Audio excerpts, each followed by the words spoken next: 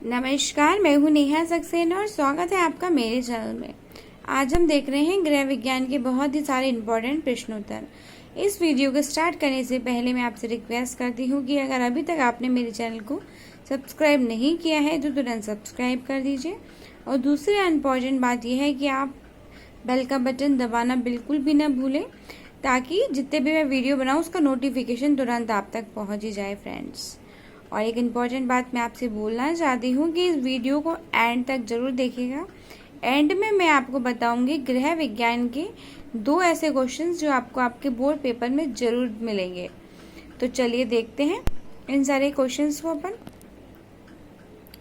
उपभोक्ता को समस्याओं से बचाने के लिए क्या क्या करना चाहिए? तो उपभोक्ता जागृति की समस्याओं का समाधान है। उपभोक्ता अपने अधिकार को समझे, नकली व मिलावटी वस्तुएं एवं खरीद के बदले हुए धोखे के खिलाफ लड़े, तभी इन समस्याओं का समाधान हो सकता है। सरकार ने उपभोक्ता संरक्षण नियम बनाए हैं। इसके अंतर्गत उपभोक्ता की शिकायत दर्ज करके उस पर कार्रवाई की जाती है।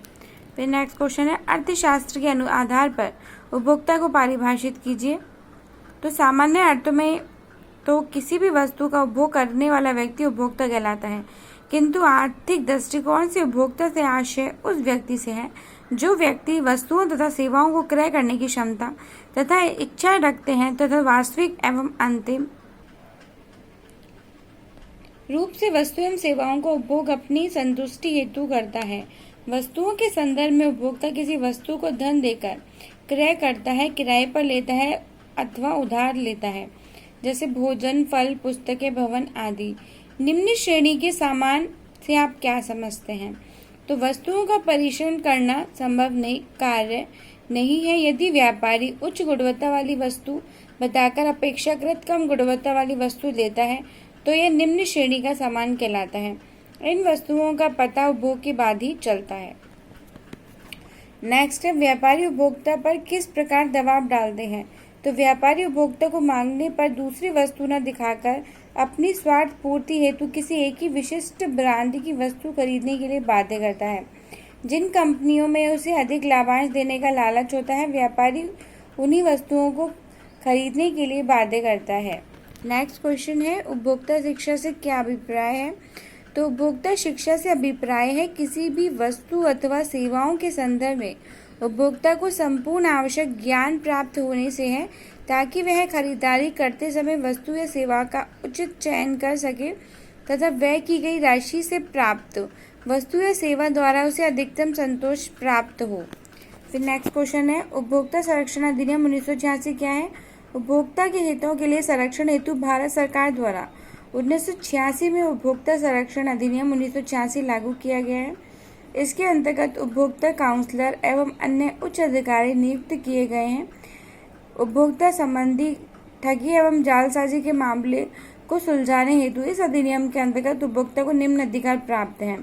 पहला है वस्तु के चयन का अधिकार, दूसरा है खरीदारी हेतु वस्तु स्वास्थ्य व जीवन के लिए हानिकारक ना हो अर्थात सुरक्षा का अधिकार। फिर थर्ड है वस्तु की पूर्ण जानकारी प्राप्त करने का अधिकार। फोर्थ है क्षतिपूर्ति प्राप्त करने का अधिकार। फिफ्थ है सुनवाई का अधिकार और सिक्स है स्वस्थ एवं सुरक्षित वातावरण का अधिकार। वस्तु को कहाँ से खरीदें से क्या तात्पर्य होता है? कहाँ से खरीदें? प्राय उपभोक्ता को वस्तु उसी दुकान से वस्तु खरीदनी चाहिए जो पंजीकृत हो, जिसके पास लाइसेंस हो या फिर वस्तु को उचित दाम पर बेचता हो तथा सरकारी तथा सही नीतियां अपनाता हो। यदि संभव हो तो थोक व्यापारी, अधिकृत विक्रेता एवं सहकारी उपभोक्ता भंडार से वस्तु खरीदनी चाहिए। कोई भी वस्तु खरीदते समय उपभोक्ता को किन बातों का ध्यान रखना चाहिए?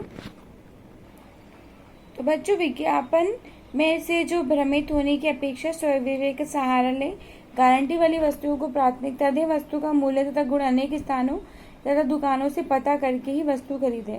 वस्तु अपनी आय तथा क्रय क्षमता के अनुरूप ही खरीदें। वस्तु सदैव पंजीकृत दुकान अथवा उपभोक्ता भंडार से ही खरीदें। फिर नेक्स्ट क्वेश्चन है, वस्तु को कितनी मात्रा में खरीदा जाए, यह किन बातों पर निर्भर करता है? कितना खरीदेंगे? वस्तु कितनी मात्रा में खरीदी जाए निम्न बातों पर निर्भर करता है। परिवार के विभिन्न सदस्यों की आवश्यकता किस प्रकार की है, यह आवश्यकता को पूरा कराने में कितनी आय उपलब्ध है। वस्तु मौसमी और टिकाऊ है, जल्दी खराब होने जाने वाली है। वस्तु मौसम के समय अच्छी वह सस्ती कीमत मिलती है या मौसम के बाद। वस्तु के संग्रह संग्रहण सुविधा कितनी है। उपभोक्ता शिक्षा किसे कहते हैं। मैंने आपको भी क्वेश्चन बताया था कि उपभोक्ता शिक्षा से क्या अभिप्राय है, उपभोक्ता शिक्षा किसे कहते हैं, बात वही है। तो एक बार रीडिंग लगा देती हूँ मैं। उपभोक्ता शिक्षा से अभिप्राय ऐसी शिक्षा से है जिसमें किसी भी वस्तु अथवा सेवा के संदर्भ में उपभोक्ता को संपूर्ण आवश्यक ज्ञान प्राप्त हो, जानकारी प्राप्त हो, ताकि वे खरीदारी के समय वस्तु व सेवा का उचित चयन कर सके तथा व्यय की गई राशि से प्राप्त वस्तु या सेवा द्वारा उसे अधिकतम संतोष प्राप्त हो सके। फिर नेक्स्ट क्वेश्चन है, एक पैकेट पर कितनी कौन कौन सी सूचना आवश्यक होती है। तो एक पैकेट पर निम्न सूचनाएं आवश्यक होती हैं। वस्तु का नाम, पदार्थ के बनाने के में प्रयोग की गई सामग्री का विवरण, प्रयोग में लाए गए प्रमुख पदार्थों का चित्र, ब्रांड का नाम, व्यापार चिन्ह, व्यापार का चिन्ह है, पदार्थ का लाइसेंस नंबर, कोड नंबर, प्रमाणीकरण की मोहर एवं रजिस्ट्रेशन नंबर, निर्माता का नाम व पता। कृषि उपज वर्गीकरण एवं विपणन अधिनियम को समझाइए। यह अधिनियम 1937 में लागू किया गया था। भारत सरकार ने के विपणन एवं निरीक्षण विभाग द्वारा कृषि उपज की वस्तुएं जैसे कि मसाले, तेल, वनस्पति घी आदि की गुणवत्ता का स्तर तय किया जाता है। इसके माध्यम से वस्तुओं की शुद्धता एवं गुणवत्ता के आधार पर उन्हें श्रेणीबद्ध किया जाता है।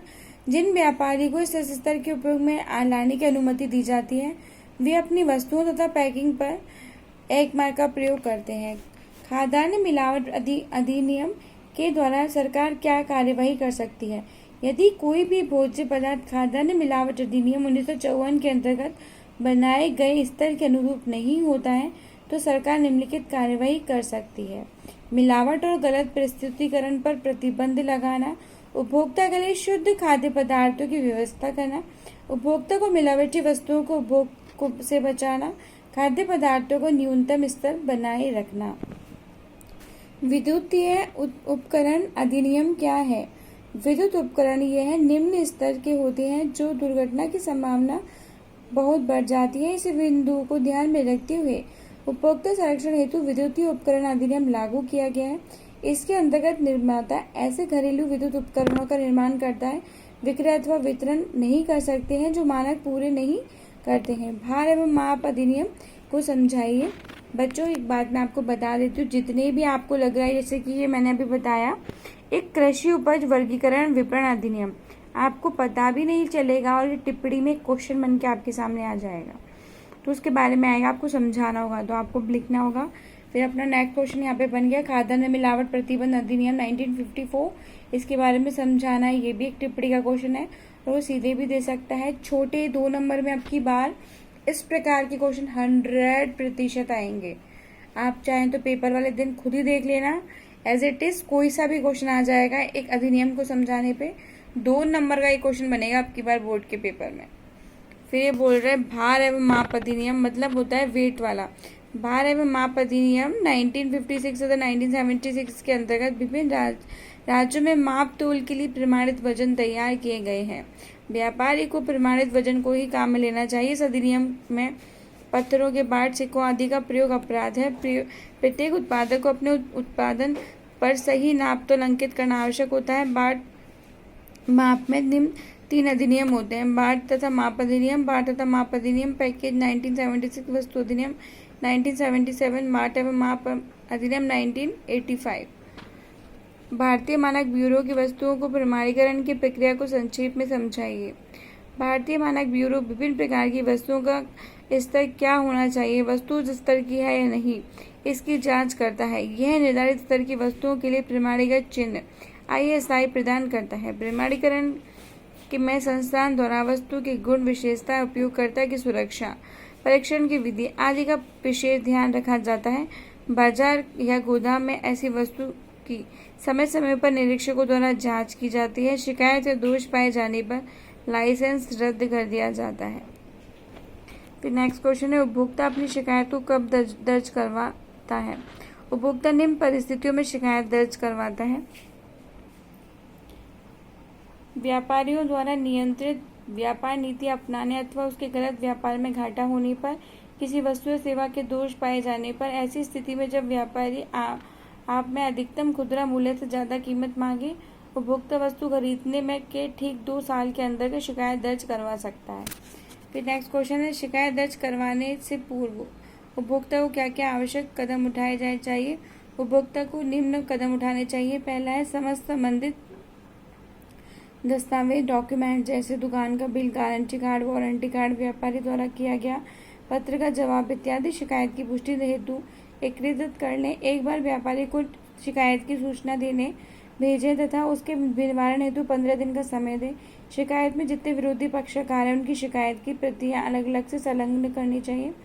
शिकायत के समर्थन में प्रार्थी को एक शपथ पत्र सादा कागज पर प्रस्तुत करना चाहिए। बहुत इंपॉर्टेंट बन रहा है इस बार का क्वेश्चन ये। यहाँ पर बोलेगा कि शिकायत दर्ज करवाने के उपभोक्ता को क्या क्या आवश्यक कदम उठाने चाहिए। शिकायत के समस्त प्रार्थी को एक शपथ पत्र वाला जो मैंने अभी आपको बताया। फिर नेक्स्ट क्वेश्चन है, उपभोक्ता संरक्षण अधिनियम के कौन कौन से क्षेत्र होते हैं, स्पष्ट कीजिए। उपभोक्ता संरक्षण के क्षेत्र निम्नलिखित हैं।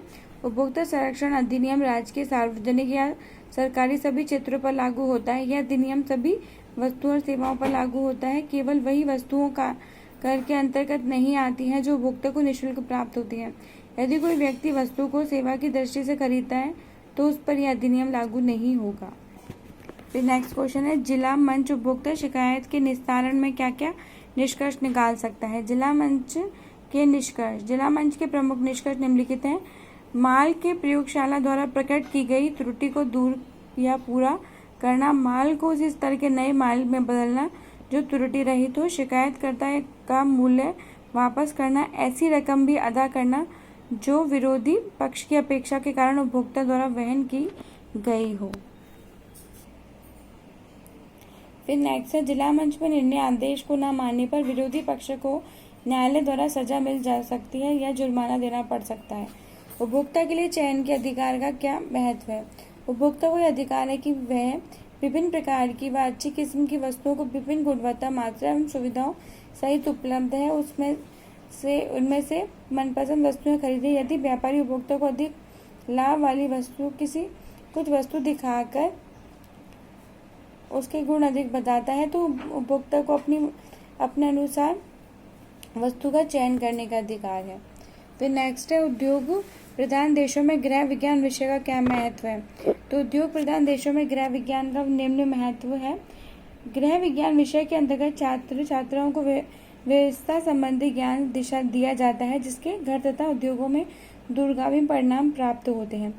गर्म के सभी कार्यों को समय समय पर भली प्रकार से करने के लिए इस विषय के अंतर्गत कार्य सरलीकरण की विभिन्न प्रविधियों का ज्ञान कराया जाता है। फिर नेक्स्ट क्वेश्चन है, सफल उद्यमी के किन्हीं दो गुणों का वर्णन कीजिए। ये 2017 में आया हुआ क्वेश्चन है। तो सफल उद्यमी के गुण हैं दूरदर्शिता, सहनशीलता, कुशल प्रबंधन। एक सफल उद्यमी को दूरदर्शी होना चाहिए ताकि वे आगे की बातें सोच सके। इसके बातों को सहनशील भी होना चाहिए साथ में ताकि वह व्यवस्था अच्छी तरीके से संभाल सकता है। फिर नेक्स्ट है, प्रभावशालीता का व्यक्तित्व। एक उद्यमी सफल बनाने का प्रमुख गुण उसमें व्यक्तित्व का प्रभावशाली बहुत ही ज़्यादा होना चाहिए, इफेक्टिव होना चाहिए पर्सन। स्वरोजगार स्थापित करने के 3 लाभ एवं हानि बताइए। स्वरोजगार स्थापित करने के 3 लाभ है। राष्ट्रीय एवं व्यक्ति आय में वृद्धि प्राप्त होती है, वस्तु एवं निर्यात बढ़ता है, भारतीय मूल्यों का दृष्टि से भी उत्तम होता है। स्वरोजगार स्थापित करने की हानि क्या होती है, यह व्यक्ति केंद्रित होता है इसमें उसी समय में उस व्यक्ति के लिए अभाव में हानि उठानी पड़ती है। व्यक्ति के बीमारी होने पर उसमें उत्पादन ठप पड़ जाता है। व्यक्ति प्रतिभा तथा परिश्रम पर इसका प्रभाव संभव है।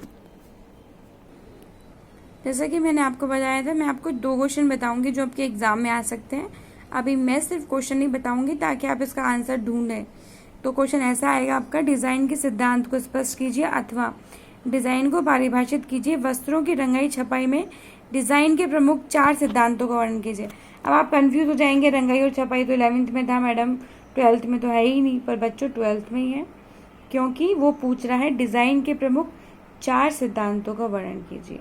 तो आपका एक क्वेश्चन है, कोई से भी 4 सिद्धांत है बेसिकली, उनको आपको समझाना है। और एक ये वाला क्वेश्चन बहुत इंपॉर्टेंट है, खाद्य स्वच्छता से क्या अभिप्राय है, भोजन को कैसे स्वच्छ रखा जा सकता है। टिप्पणी लिखिए। 5 नंबर का क्वेश्चन सीधे ऐसे आ जाएगा, अथवा खाद्य स्वच्छता पर निबंध लिखिए। अब आपको समझ में ही आ ही गया होगा।